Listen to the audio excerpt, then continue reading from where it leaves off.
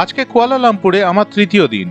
এর আগের দুদিন আমি কুয়ালালামপুরের বিভিন্ন জায়গা যেমন Petronas twin Towers, Kwai Chai Hong, Merdeka Square, Petaling Street, Batu Caves, Saloma Bridge, Thean Hou Temple ইত্যাদি ঘুরে দেখি।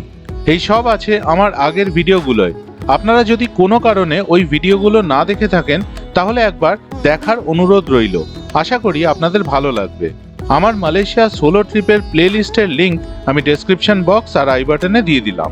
তাহলে চলুন শুরু করা যাক আজকের ভিডিও।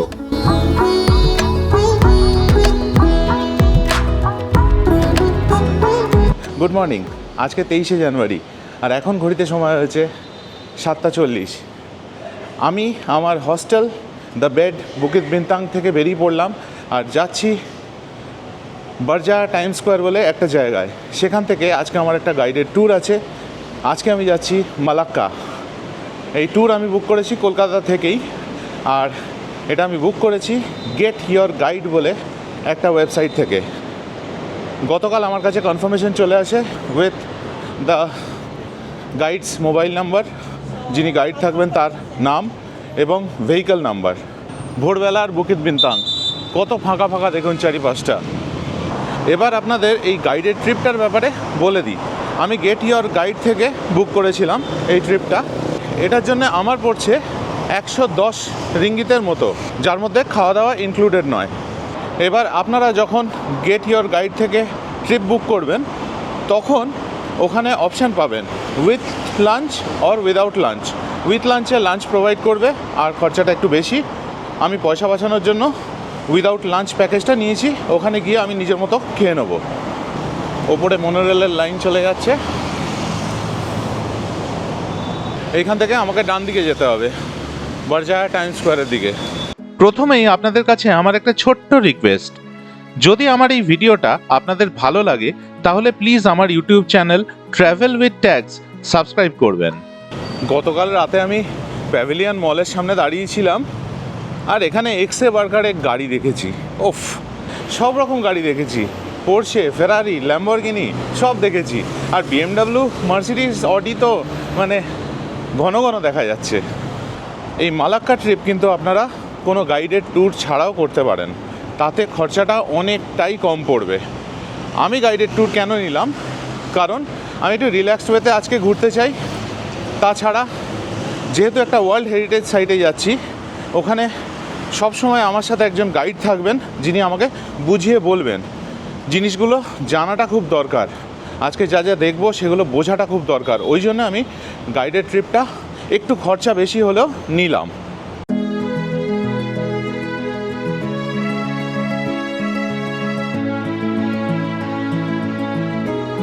আমি এখন বারজায়া টাইম স্কোয়ারের মধ্যে রয়েছি, এই শপিং মলটার মধ্যে।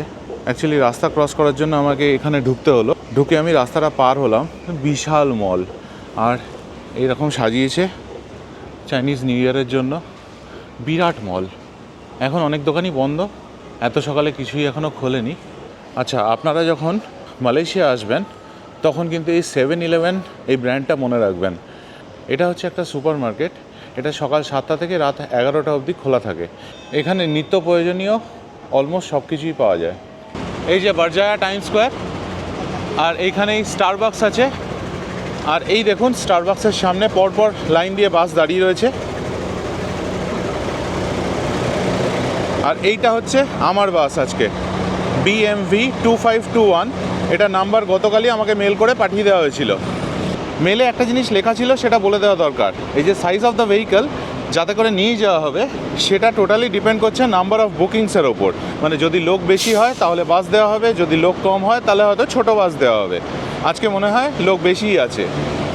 চলুন বাসে উঠে ভেতরটা দেখা যাক। এখানেই ড্রাইভারের সিট, আর এই হচ্ছে বাস। খুবই ভালো।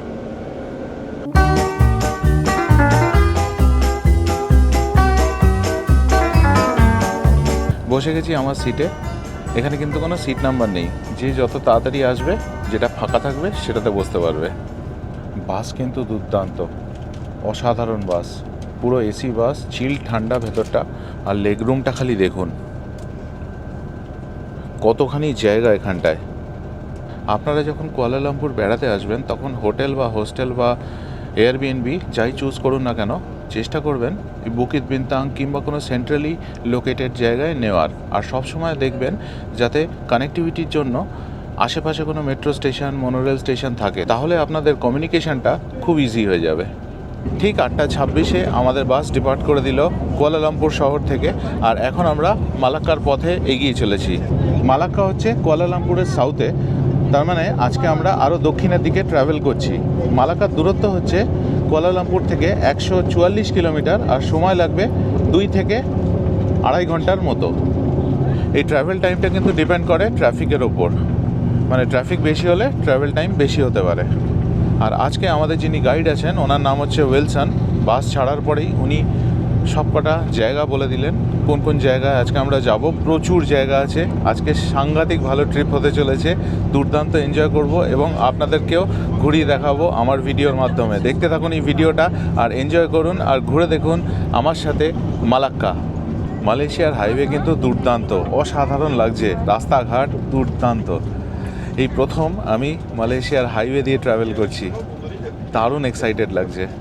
এক্ষুনি আমাদের যিনি গাইড আছেন উইলসন, উনি বললেন যে আমরা যত এগোবো এরপরে পাম ট্রি দেখতে পাবো। সারা পৃথিবীতে মালয়েশিয়া হচ্ছে second exporter of palm oil after Indonesia. আমি আজকে যা যা ইনফরমেশান পাবো নিজে সব ভিডিওর মাধ্যমে আপনাদেরকে দিতে থাকবো।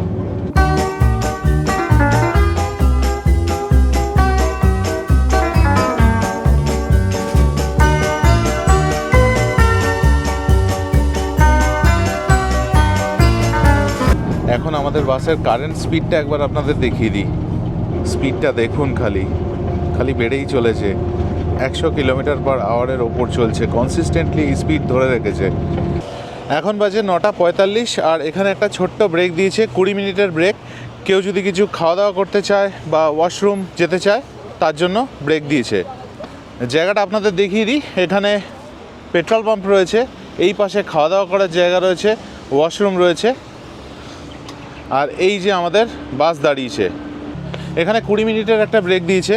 এখানে ব্রেকফাস্ট যারা করতে চান করতে পারেন, কিন্তু আমি যেহেতু হস্টেল থেকেই ব্রেকফাস্ট করে এসেছি, আমি আর এখানে কিছু খাবো না। কিন্তু বেশ অনেক কিছুই আছে, দেখাচ্ছি আপনাদের। বেশ বড় জায়গা, অনেক অপশানস রয়েছে, বসার জায়গাও প্রচুর, সুন্দর জায়গা, খুবই সুন্দর জায়গা। এখানে ছোট্ট একটা চিলড্রেন্স প্লে এরিয়া রয়েছে। এই চিলড্রেন্স প্লে এরিয়াটা দেখে গোগোলা টিনটিনের কথা মনে পড়ে গেল। ওরা আমার সাথে থাকলে অবশ্যই এখানে এসে একটু দোলনা তো চড়তই। আমি এখন বাইরে চলে এসেছি, আপনাদের বাইরের দিকটা দেখিয়ে দিই। এই যে গাছগুলো রয়েছে এর পিছন দিকটায় হচ্ছে হাইওয়েটা। আমরা হাইওয়ে ছেড়ে একটু বেরিয়ে এসেছি এই পেট্রোল পাম্পটায়, আবার আমরা মার্চ করব হাইওয়েতে। আর এই হচ্ছে আমাদের বাস। আর যে খাওয়ার জায়গাটা দেখালাম একটু আগে, ওখানে হিন্দি গান চলছে। মালয়েশিয়াতে এসে হিন্দি গান শুনছি, দুর্দান্ত লাগছে, দুর্দান্ত।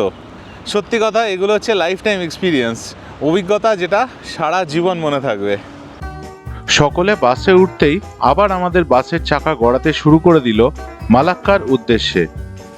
এখন সময় হচ্ছে 10:45, আর আমরা পৌঁছে গেছি মালাক্কায়। আর এখানে প্রথম গন্তব্যে চলে এসেছি আমরা, সেটা হচ্ছে সেন্ট পিটার্স চার্চ।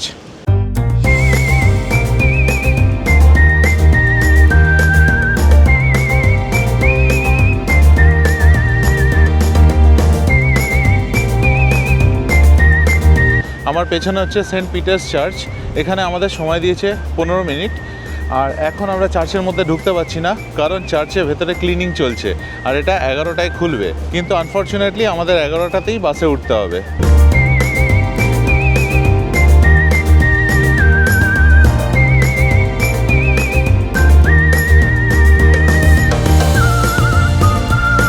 আমরা এখন মালাক্কার একটা পুরনো রেসিডেন্সিয়াল এরিয়ার মধ্যে দিয়ে পাস করছি। আমরা এখন এসে পৌঁছলাম আমাদের নেক্সট গন্তব্যে। পিছনে যেটা দেখতে পাচ্ছেন সেটা হচ্ছে ফ্লোটিং মস্ক। মস্কের ভেতরে যেতে দেওয়া হয় না, শুধুমাত্র প্রেয়ারের জন্যই ভেতরে যেতে দেওয়া হয়। আমরা বাইরে থেকে দেখছি। মস্কটা একটুখানি জলের মধ্যে, কিন্তু ডাঙার ওপর ঠিক নয়, জলের ওপর, পিয়ারের ওপর মস্কটা দাঁড়িয়ে রয়েছে। আর এই যে সামনে দেখতে পাচ্ছেন এটা হচ্ছে মালাক্কা স্ট্রেট।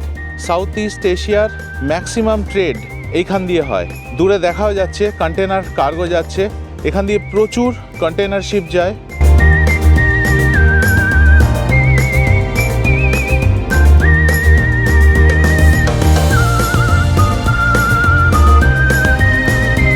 আমার এই ভিডিওটা ভালো লাগলে প্লিজ একটা লাইক করে দেবেন, আর খুব ভালো লাগলে আমার YouTube channel travel with tax subscribe করবেন।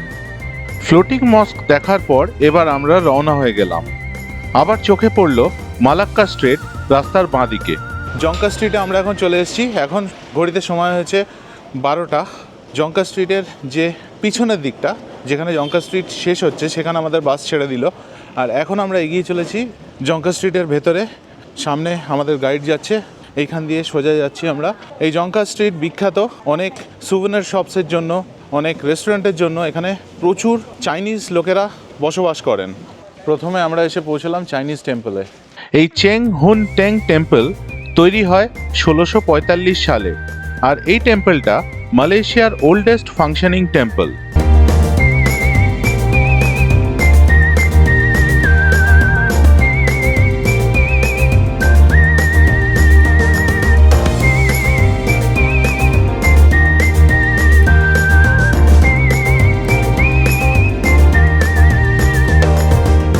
এটা হলো কাম্পুং ক্লিং মসজিদ।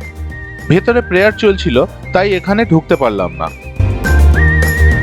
এটা একটা হিন্দু মন্দির, 1781-এ বানানো হয়েছিল।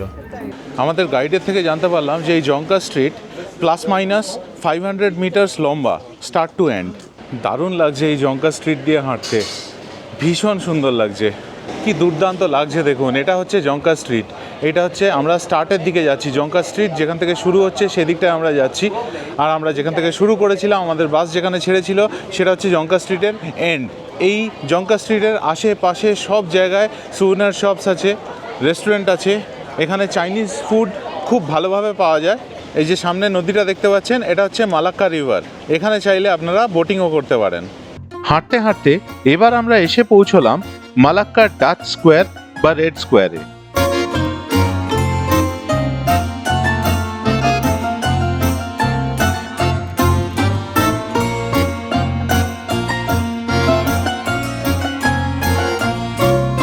আমরা এখান দিয়ে এসে পৌঁছলাম সেন্ট পল হিলের ওপর। আর এই যে এখানে লাইট হাউসটা দেখতে পাচ্ছেন, এটা ব্রিটিশরা তৈরি করেছিল।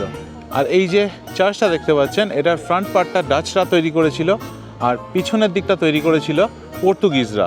এই চার্চটাতেই সেন্ট ফ্রান্সিস জেভিয়ারকে কবর দেওয়া হয়েছিল। আপনাদের দেখাচ্ছি সেই জায়গাটা, কিন্তু ওনার বডিটা এখন আর এখানে নেই। ওটা কারেন্টলি ভারতবর্ষের গোয়াতে রয়েছে। এটা সেন্ট ফ্রান্সিস জেভিয়ারের স্ট্যাচু। লক্ষ্য করে দেখুন, ডান হাতটা কিন্তু নেই। আমাদের গাইড বললেন যে এই পাশে অনেকগুলো গাছ ছিল। একটা ঝড়ের দিনে এই গাছগুলোর মধ্যে একটা গাছ পড়ে গিয়ে স্ট্যাচুর ডান হাতটা ভেঙে যায়।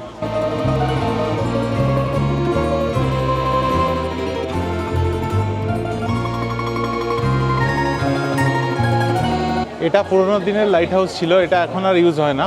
আর এটা ছিল চার্চ। পর্তুগিজ আমলে এই চার্চটা এখানে বানানো হয়েছিল। এই চার্চের নিচে যাদের কবর দেওয়া হয়েছিল তাদের টুমগুলো এখানে রাখা রয়েছে, কিন্তু এখন এই চার্চের নিচে কোনো কবর আর নেই। চার্চের দেওয়াল জুড়ে রয়েছে টুমগুলো।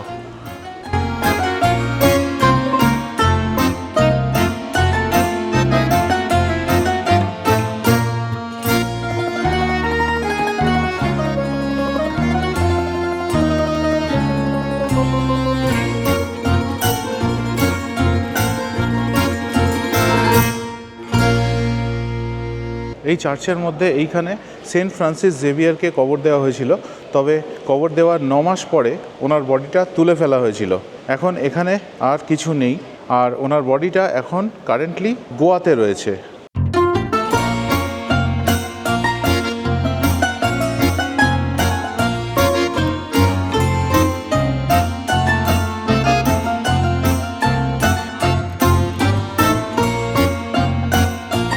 আর এই সেন্ট পলস হিল থেকে স্কাইলাইনটা দেখুন, দূরে সমুদ্র দেখা যাচ্ছে, আর সামনে দেখুন কি দুর্দান্ত ভিউ এখান থেকে।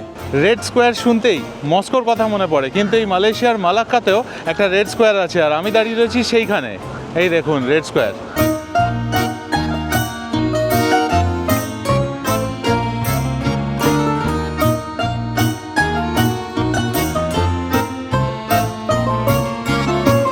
আর এখানে একটা প্রবলেম হয়ে গেছে, আমি ছবি তুলতে ব্যস্ত ছিলাম, আমি গাইডকে হারিয়ে ফেলেছি। এখন গাইড কোথায় চলে গেছে আমি নিজেও জানি না। আমাদের গ্রুপের থেকে আমি আলাদা হয়ে গেছি এবং ফোন করছি, ফোনে পাচ্ছি না। দেখা যাক, টানেলে নিজেই ঘুরে ফেলবো।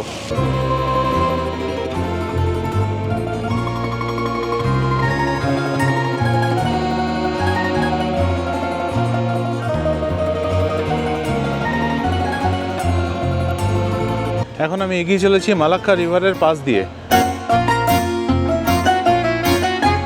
আর বাঁদিকে প্রচুর খাবারের দোকান। এই হচ্ছে মালাক্কা নদী। এখন এসে পৌঁছলাম মালয়েশিয়া চায়না ফ্রেন্ডশিপ বোটানিক্যাল স্কোয়ারে। আর এই জায়গাটা দেখুন কি অসাধারণ, পুরো মিউরাল দিয়ে ডেকোরেট করা। বাড়িগুলোর গায়ে কি সুন্দর রং দেখুন।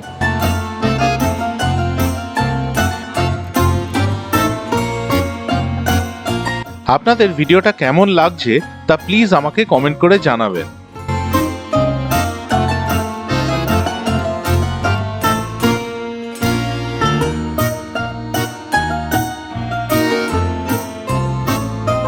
গাইডকে প্রচুর খুঁজলাম, কিছুতেই পেলাম না।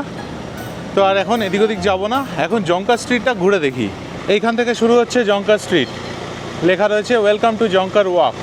এখানে দেখুন কি সুন্দর করে সাজিয়েছে, এটাই হচ্ছে জংকার ওয়াক।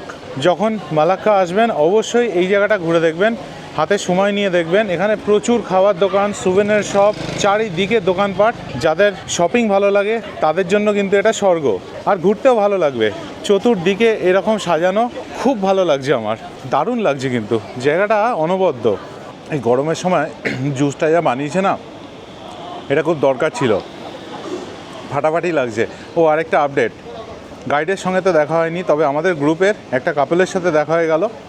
ওনারা বলছিলেন যে আপনাকে খুঁজছিলাম খুব। আমি বললাম আমি তো পুরোপুরি হারিয়ে ফেলেছি। তো তখন বললো কোনো অসুবিধা নেই, এখন লাঞ্চ টাইম, এখন নিজের মতো জংকার স্ট্রিট ঘুরে বেড়ান, 3:30-এর মধ্যে বাসের সামনে চলে আসুন। জংকার স্ট্রিটে হাঁটতে হাঁটতে আমি চলে এলাম রয়্যাল প্রেসে। একটা পুরোনো দিনের বাড়ি যেখানে এককালে প্রেস ছিল। পুরোনো দিনের প্রেসের যন্ত্রপাতি রাখা রয়েছে এখানে, বহু পুরনো জিনিস এগুলো।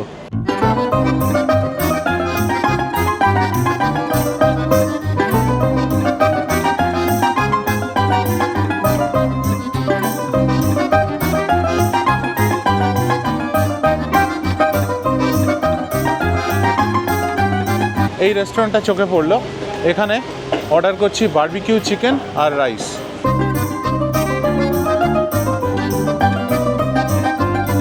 এই হলো বারবিকিউ চিকেন উইথ রাইস, এটা হচ্ছে 9.5 রিঙ্গিত। চিকেন রাইস খেতে বেশ ভালো, আর ভাতটা বেসিক্যালি মাখন ভাতের মতো লাগছে। চিকেনটা দারুণ করেছে। আর আমি এই অ্যাপেল অরেঞ্জ জুস নিলাম, এটাও 9.5 রিঙ্গিত নিল। রাস্তায় যেতে যেতে এই ছোট্ট মন্দিরটা চোখে পড়লো, কি সুন্দর দেখুন।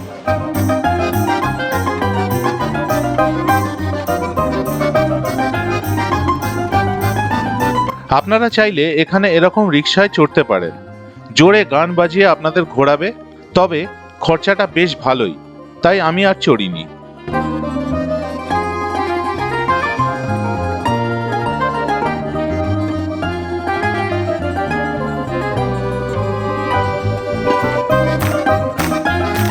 আপনাদের চেনা জানা কেউ যদি মালাক্কা ট্রিপ প্ল্যান করেন তাহলে প্লিজ তাদের সাথে এই ভিডিওটা শেয়ার করবেন, তাহলে তাদেরও মালাক্কা ট্রিপের ব্যাপারে একটা ভালো আইডিয়া হয়ে যাবে, আর ট্রিপটা প্ল্যান করতেও সুবিধে হবে। আমি মালাক্কা এসেছি কুয়ালালামপুর থেকে ডে ট্রিপে, কিন্তু আপনারা যদি চান আর আপনাদের হাতে যদি সময় থাকে মালাক্কাতে কিন্তু একদিন থাকতে পারেন, বেশ ভালো লাগবে। আর আমি যেহেতু আজকে ডে ট্রিপে এসেছি, জংকার স্ট্রিটের রাতের ভিউ আপনাদের দেখাতে পারলাম না, কিন্তু আপনারা যদি এখানে এক রাত থাকেন তাহলে কিন্তু অসাধারণ লাগবে আপনাদের। কারণ রাতের বেলা এই জংকার স্ট্রিট আলোয় ঝলমল করবে, সেটা আপনারা দেখতে পারবেন এখানে রাতে থাকলে। ঠিক সময় চলে এলাম আমাদের বাসের সামনে। ঘড়িতে এখন সময় হয়েছে 3:50, আর আমাদের বাস এবার মালাক্কা থেকে ছেড়ে দিল কুয়ালালামপুরের উদ্দেশ্যে। আমাদের পৌঁছাতে 7টা বাজবে, তাও সেটা ডিপেন্ড করছে ট্রাফিকের ওপর। তবে ভিডিওটা কিন্তু এখানেই শেষ নয়, আমি কুয়ালালামপুর পৌঁছে আরও 2খানা জায়গা দেখতে বেরোবো, তাই ভিডিওটা দেখতে থাকুন আর সঙ্গে থাকুন। এবার আপনাদের মালাক্কার গাইডেড ট্যুরের ব্যাপারে বলে দিই। আমার মতে আপনারা গাইডেড ট্যুর না নিয়েও বেশ ভালোভাবে মালাক্কা ঘুরতে পারবেন।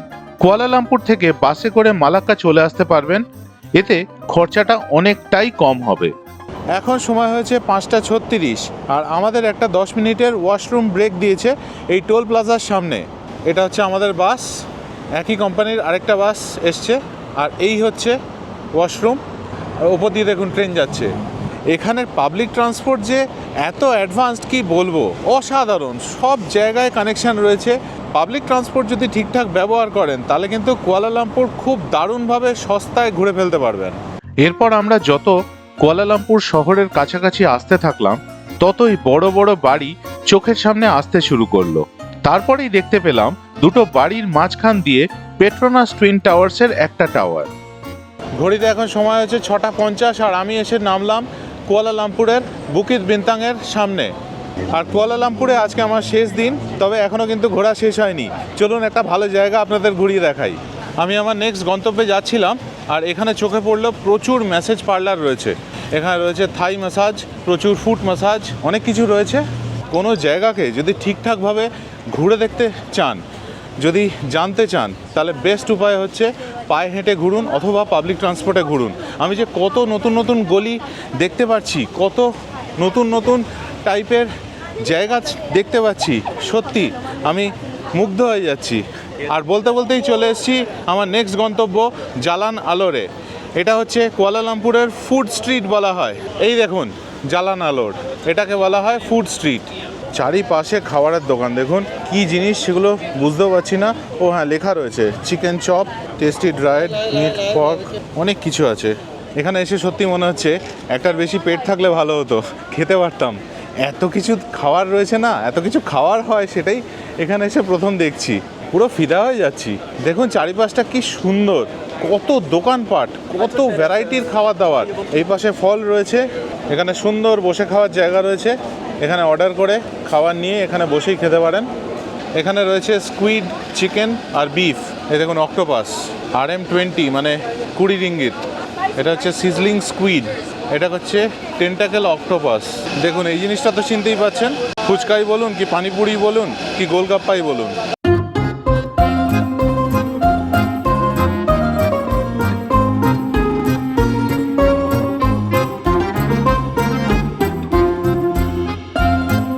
সামনে ভিড়টা দেখুন, এটা একটা দেখার মতো জায়গা।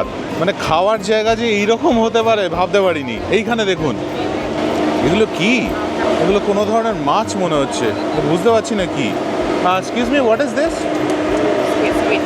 Sorry, You know squid? Yeah, Yeah, squid. ওকে ওকে, এটা স্কুইড। এখানে রয়েছে grill lamb chops, grill chicken 1 piece 10 ringgit, grill beef 1 piece 10 ringgit, lamb তাই, ল্যাম্ব চপস 1 কেজি 100 রিঙ্গিত। অবশেষে এটা নিলাম, গ্রিলড ল্যাম্ব, 10 রিঙ্গিত নিল। ভালো খেতে, খুব ভালো। এখানে দেখুন কাঁকড়া,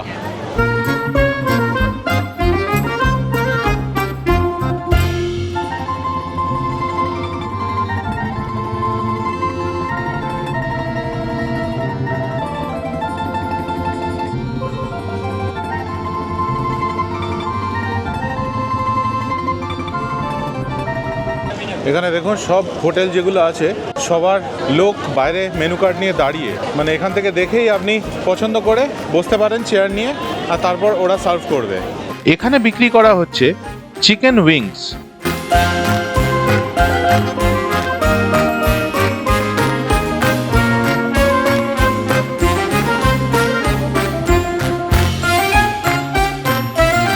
এবার এই ফ্রুট জুসের দোকান থেকে আমি নিলাম ড্রাগন ফ্রুট ম্যাঙ্গো, এটার জন্য নিল 12 রিঙ্গিত।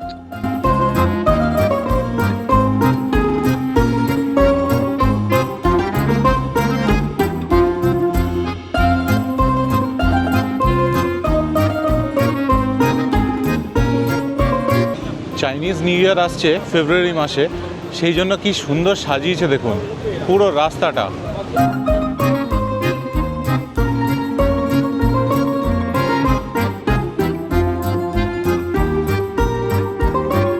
এখন বুকিত বিন্তাং মনোরেল স্টেশনে এসেছিলাম। অ্যাকচুয়ালি কাল সকালে আমার ট্রেন আছে KL সেন্ট্রাল থেকে, তো ওই জন্যে জানতে এসেছিলাম এখান থেকে ফার্স্ট ট্রেন সার্ভিস কটায় আছে। বললো সকাল 6টায়। আর এবার যাব আমি প্যাভিলিয়ন মলে। সেইখানে গিয়ে আপনাদের কালকে যে খাওয়ার জায়গাটা গেছিলাম সেটা আরেকবার যাব, গিয়ে আপনাদের ঘুরিয়ে দেখাবো। পৌঁছে গেছি প্যাভিলিয়ন মলের সামনে। এই যে বড় বড় অ্যাডভার্টাইজমেন্ট বোর্ডগুলো দেখছেন, এগুলো কিন্তু রাত্রির 12টার সময় নিভিয়ে দেওয়া হয়। এত বড় লোক দেশ, কিন্তু কোনো রকমের ইলেকট্রিসিটি অপচয় কিন্তু এরা করে না। ইনফ্যাক্ট পেট্রোনাস টাওয়ারের লাইটও কিন্তু রাত্রির 12টার সময় নিভিয়ে দেওয়া হয়।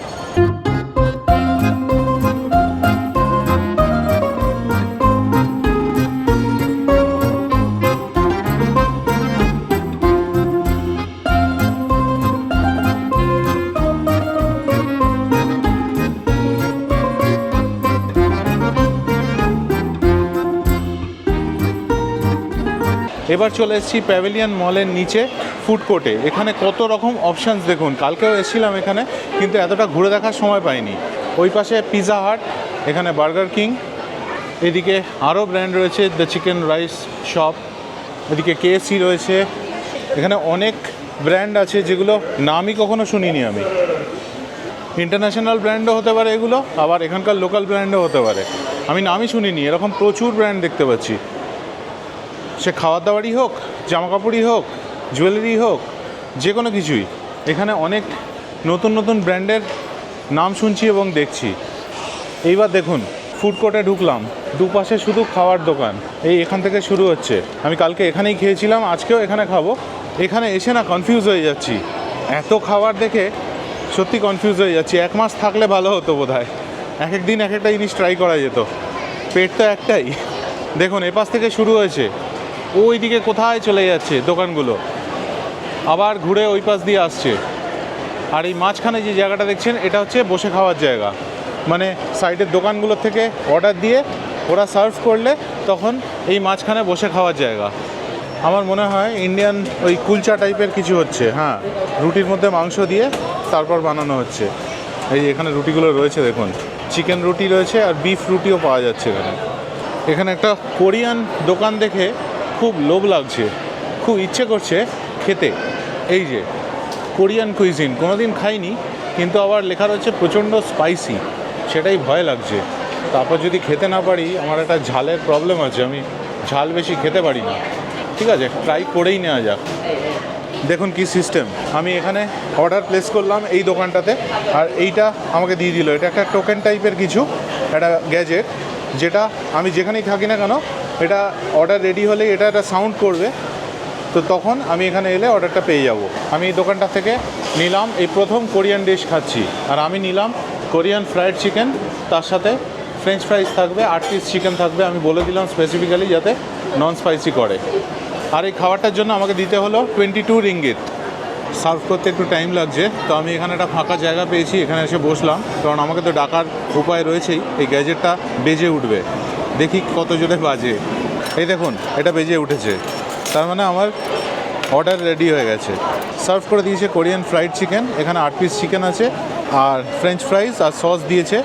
দেখেই জিভে জল চলে আসছে। জীবনে প্রথম কোরিয়ান ফ্রাইড চিকেন খাচ্ছি, অসাধারণ খেতে, অসাধারণ। স্পাইস দেয়নি একদম, একটু ঝাল নেই, দুর্দান্ত। আমি ফিদা হয়ে গেলাম, ফ্যান হয়ে গেলাম। এর আগে কোনো দিন এরকম খাইনি। যারা খাদ্যরসিক এবং কুয়ালালামপুর বেড়াতে আসবেন, অবশ্যই প্যাভিলিয়ন মলের নিচে ফুড কোর্টে আসবেন। বিভিন্ন রকম খাবার দাবার পাবেন, ট্রাই করবেন। আর ফুড স্ট্রিট মানে জালান আলোর ওই রাস্তাটাতেও যাবেন, মানে সিম্পলি আপনারা অন্য দুনিয়ায় পৌঁছে যাবেন। এখানে আমাকে একটা গ্লাভস দিয়েছে। অ্যাকচুয়ালি নিয়ম হচ্ছে এই গ্লাভসটা হাতে পরে তারপরে মাংসের পিসগুলোকে এরমভাবে ধরা, যাতে এই ঝোলটা হাতে না লাগে। কিন্তু বাঙালি আফটার অল, ওই সব গ্লাভস দিয়ে কি আর মাংস চেবানো অভ্যেস আছে? মাংস ধরতে হয় এমনি হাতে এবং কড়মড় করে চিবোতে হয়। গ্লাভস পরে রয়েছে, গ্লাভসের জায়গায় আমি যেরকমভাবে কলকাতাতে খাই এখানেও সেরকমভাবেই খাচ্ছি। গ্লাভস পরে খেলে এই টেস্টটা পেতাম না, এই মজাটা হতো না। এবার ইচ্ছে করলো আইসক্রিম খাওয়ার। চলে এসেছি কোল্ড স্টোন ক্রিমারিতে। এই হলো চকলেট আইসক্রিম, এটা হচ্ছে মিডিয়াম কাপে, এটা নিল 15 রিঙ্গিত। আমি এখন এসেছি ফ্যারেনহাইট 88 মলের মধ্যে, যেটার ওপরেই আমার হস্টেল রয়েছে। এখানে দুর্দান্তভাবে সাজিয়েছে, কারণ চাইনিজ নিউ ইয়ার আসছে। আমি অ্যাকচুয়ালি কিছু জিনিস কিনবো ভাবছিলাম গোগল টিনটিনের জন্য। এখানে যে কোমে বলে দোকানটা আছে, KOME, এইখান থেকে গোগল আর টিনটিনের জন্য জামা কিনলাম দুটো। মালয়েশিয়া ট্রুলি এশিয়া লেখা জামা কিনলাম। আজকে সারাদিনের ঘোরাঘুরি আমার শেষ হলো। এবার আমি এখান থেকে যাব হস্টেলে, গিয়ে গোছগাছ করতে হবে। কালকে সকালবেলা আমার ট্রেন আছে, আমি যাব আরেকটা এক্সাইটিং ডেস্টিনেশনে, যেখানে আছে আরেকটা ওয়ার্ল্ড হেরিটেজ সাইট। সেই জায়গাটায় আমি ট্রেনে করে যাব। আমার সাথে আপনারাও যাবেন আমার ভিডিওর মাধ্যমে। তো দেখতে থাকুন আমার ভিডিও, দেখতে থাকুন আমার চ্যানেল, আর সঙ্গে থাকুন। আর হ্যাঁ, অবশ্যই আজকের ভিডিও কেমন লাগলো প্লিজ কমেন্ট করে জানাতে ভুলবেন না। হস্টেলে চলে যাচ্ছিলাম, কিন্তু হঠাৎ মনে পড়লো যে কালকে যেহেতু আমার সকালবেলা বেরিয়ে যেতে হবে খুব তাড়াতাড়ি, তো এখানে আমার হস্টেলে ব্রেকফাস্টটা আমি অ্যাভেল করতে পারবো না। তো ওই জন্যে 7-Eleven চলে আসছি। 7-Eleven কিছু স্যান্ডউইচ নিয়ে নেবো, তারপর হস্টেলে ফেরত যাব। আমি এটা একটা নেবো, chicken slice and cheese sandwich, আর এইটা একটা নেবো স্পাইস টুনা মেয়ো স্যান্ডউইচ। দুটোই 4.9 রিঙ্গিত করে। স্যান্ডউইচ নিয়ে বেরিয়ে এলাম 7-Eleven থেকে। এই 7-Eleven কথা কিন্তু মনে রাখবেন, থাইল্যান্ড মালয়েশিয়াতে এই 7-Eleven স্টোরগুলো আছে যেগুলো সকাল 7টা থেকে রাত্রির 11টা অবধি খোলা থাকে। আর এখানে কাজের জিনিস অনেক কিছু পাওয়া যায়, খাবার দাবার, কোল্ড ড্রিঙ্কস সব কিছুই প্রায় এখানে পাওয়া যায়। আজকে আমার এই ভিডিওটা এইটুকুনি। এবার আমি ভিডিওটা শেষ করছি, যাবো এবার হস্টেলে। কালকে সকালের জন্য গোছগাছ করতে হবে। আর আজকে আমার এই মালাক্কা ট্রিপ কীরকম লাগলো, আপনাদের এই ভিডিওটা কীরকম লাগলো জানাতে কিন্তু ভুলবেন না। অবশ্যই কমেন্ট করে আমাকে জানাবেন। আর ভিডিওটা ভালো লাগলে একটা প্লিজ লাইক করে দেবেন। চ্যানেলে নতুন এলে প্লিজ চ্যানেলটাকে সাবস্ক্রাইব করে নেবেন। মনে রাখবেন চ্যানেলটার নাম ট্রাভেল উইথ ট্যাগস। এরপর রাতের আলোয় ঝলমল করা বুকিত বিনতাংকে ভালো করে মন ভরে দেখে নিয়ে ফিরে এলাম আমার হস্টেলে। স্যান্ডউইচ যেগুলো কিনলাম সেগুলো এখন ফ্রিজে রেখে দেবো, রাতটা ফ্রিজেই থাকবে। রিসেপশন থেকে এরকম আমাকে স্টিকার দিল, যার ওপর আমি আমার নাম লিখলাম আর যে বেড নাম্বার J2 সেটা লিখলাম। আজকের গল্প এই পর্যন্তই। এর পরদিন সকালে উঠে আমি কুয়ালালামপুরের KL সেন্ট্রাল স্টেশনে পৌঁছই, আর সেখান থেকে ট্রেনে করে যাই মালয়েশিয়ার বাটারওয়ার্থ। আমার ট্রেন জার্নিটা ছিল দারুণ। বাটারওয়ার্থ থেকে ফেরিতে করে আমি যাই জর্জ টাউন, তারপর আমি পেনাংয়ের জর্জ টাউন ঘুরে দেখি। এই সব নিয়ে আসবো আমার পরের ভিডিওয়, তাই দেখতে থাকুন আমার চ্যানেল। আর ভিডিওটা ভালো লাগলে আমার YouTube channel travel with tag subscribe করার অনুরোধ রইল। ভালো থাকবেন।